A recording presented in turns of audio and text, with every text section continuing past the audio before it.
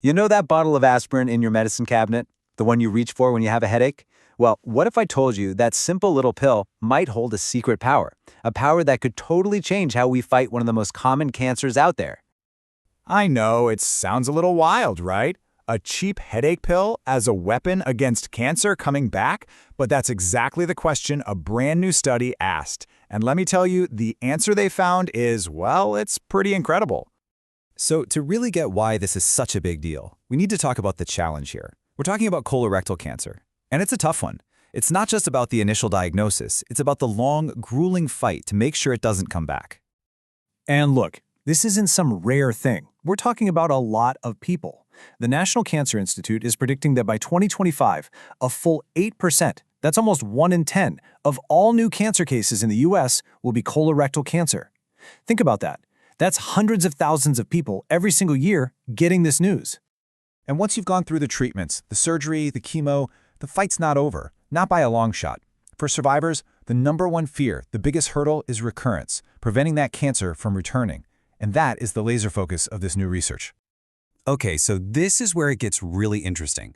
A team over in Sweden at the Karolinska Institute decided to tackle this problem in a new way. They set up a clinical trial that was, honestly, groundbreaking. They weren't just looking at the cancer itself, they were looking at its unique genetic code, its fingerprint.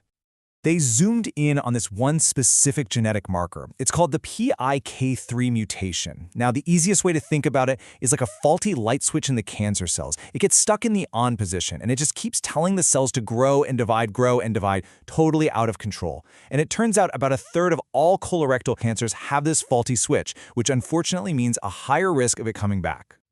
So how'd they test this? Well, they ran a really solid study, the gold standard, a double-blind trial. They found 626 patients who all had two things in common.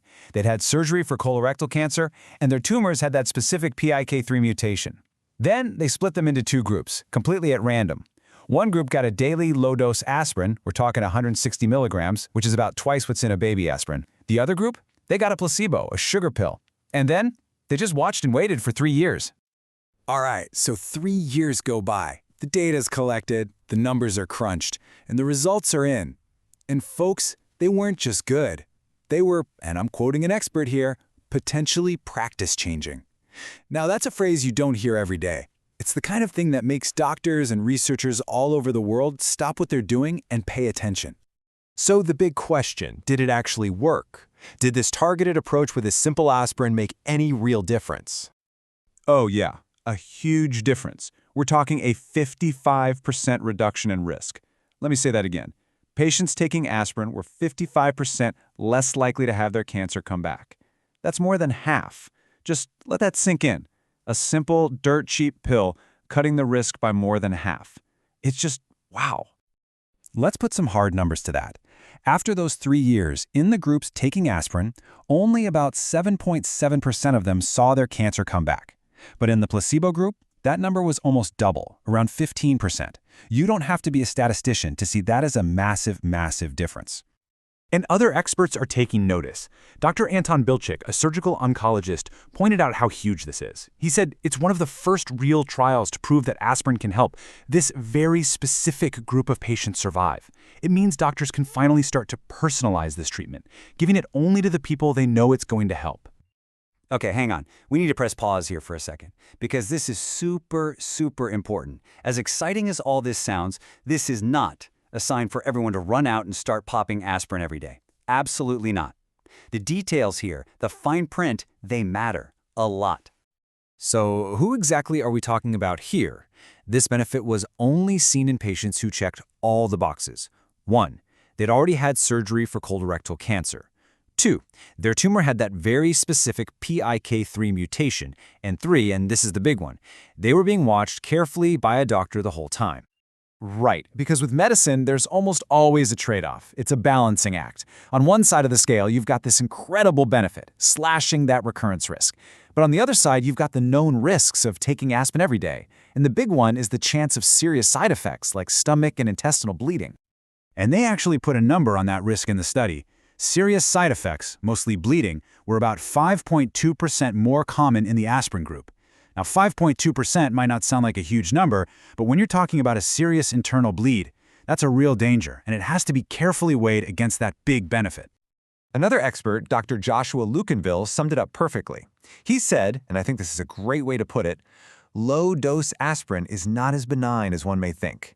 It's not just a harmless little pill. It's a powerful tool for sure, but it has real dangers, and it has to be handled by a professional.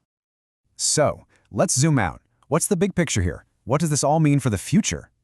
Honestly, this study might be about something way bigger than just aspirin. It could be a peek into a whole new way of doing medicine. What this really drives home is the incredible power of what we call personalized medicine.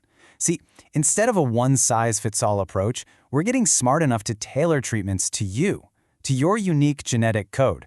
In this case, a simple test can find that PIK3 mutation and say, okay, you're the person who gets this amazing benefit from aspirin, while telling everyone else, nope, for you it's all risk and no reward. It's just smarter medicine. And that leaves us with a pretty cool thought to end on, doesn't it? If aspirin, a pill that's been around for more than 100 years, has these kinds of secrets hiding inside, what else is sitting on our pharmacy shelves? What other common everyday drugs have hidden superpowers we just haven't found yet? It kind of makes you think. Maybe the future of medicine isn't just about inventing brand new drugs, but about unlocking the full potential of the ones we've had all along.